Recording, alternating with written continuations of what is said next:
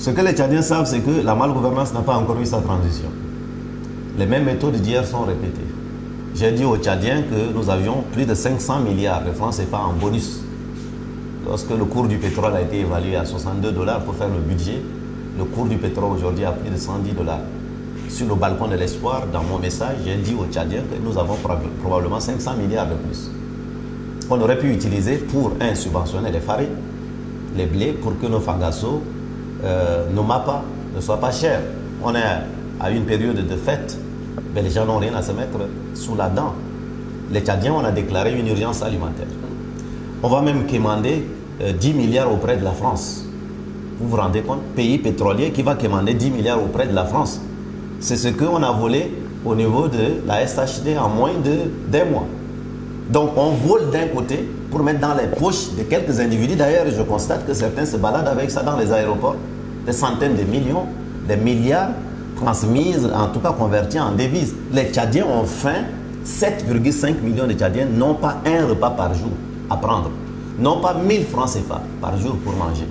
Avec 1 milliard, vous pouvez nourrir combien de personnes, vous savez? 1000 personnes? Non, 1 million de personnes. 1 million de personnes peuvent manger avec 1 milliard. Et on parle de dizaines de milliards, etc. Avec 100 milliards, on pourrait créer 100 000 emplois. À raison d'un emploi, 1 milliard.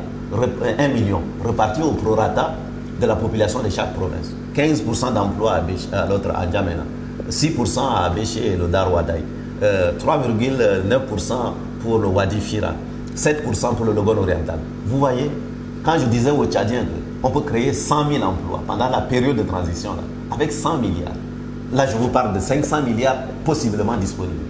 Cet argent-là va dans les poches de quelques individus. De quelques individus connus. Est-ce qu'on les a arrêtés? Avez-vous déjà vu qu'on les a arrêtés dans ce pays? Ceux qui marchent peuvent être arrêtés. Ceux qui font des petits délits sont présentés à la télévision nationale, avec les caméras, etc. Avez-vous vu ces gros voleurs de la République là? Ces gros pilleurs de la République? Et on assiste à cela. Donc, ça veut dire que la méthode n'a pas été bonne, les équipes n'ont pas été bonnes, la manière de gouverner n'a pas été bonne, le rythme n'a pas été bon. Donc tout ça, il faut changer. Pour la suite de la transition, tout ça, il faut changer. Même la combinaison au sommet de l'État. Nous avions proposé plutôt en lieu et place d'un conseil militaire de transition et un conseil républicain de transition. Pour mixer les gens, déjà au niveau du conseil militaire de transition. Le type de gouvernement qu'il faut mettre en place, ce n'est pas ce genre de gouvernement qu'il fallait. Un gouvernement resserré, avec des techniciens, mais aussi des gens d'une honnêteté reconnue. On a vu des gens qui ont pillé déjà dans les gouvernements passés, qui ont été reconduits, qui ont été repositionnés. Donc vous voyez, au final, les mêmes méthodes sont restées. Donc je crois que mon jeune frère, le général Mahamad, doit se libérer de ces chaînes-là. S'il veut rentrer dans l'histoire, il a encore la possibilité de se rattraper. Mais le temps lui est compté. Le compte à rebours a commencé. Il lui reste quelques mois de rectifier le tir. Et s'il veut rectifier le tir, allons à l'autel de la vérité, de la sincérité, de la bonne foi. Si on commence à protéger les cousins, les neveux, les amis du papa, etc., le clan, la famille politique, la famille biologique, etc., vous voyez bien qu'on ne sortira pas de ce drame-là dans lequel le Tchad a été plongé depuis des décennies. Donc les Tchadiens assistent, impuissants, à voir que certains Tchadiens peuvent vous voler. Le crime économique, c'est aussi dangereux que les autres types de crimes. Parce que derrière ces milliards volés, c'est des hôpitaux sans médicaments. C'est l'électricité qui n'existe pas. Nous sommes dans la capitale. Au moment où nous sommes en train de parler, il n'y a pas d'électricité. Dans l'arrondissement où se trouve l'Assemblée nationale, il n'y a pas d'électricité. Où se trouvent les ambassades, il n'y a pas d'électricité. Au Tchad, il n'y a pas d'eau potable. Il n'y a pas de nourriture. On a déclaré l'état d'urgence alimentaire. Pendant que quelques individus volent les ressources de l'État. Et depuis là, vous les avez déjà vus être présentés aux juges. Et on va venir amuser la galerie en présentant souvent devant la nation des gens qui auraient été attrapés avec un petit... Il n'y a pas de petit vol. Mais parce qu'il n'y a pas de petit vol, les gros voleurs doivent au minimum être traités de la même manière que les autres. Vous voyez que dans ce pays, en fonction d'où vous venez, de votre patronyme, de votre proximité, eh bien, vous bénéficiez d'une exemption. Où est le ministère de la Justice? Où sont les procureurs? Où sont ceux qui viennent souvent afficher les petits délinquants devant la télévision pour exhiber, etc. Vous les avez vus, eux, venir présenter ces gros voleurs de la République? Non, ça on ne le fait pas.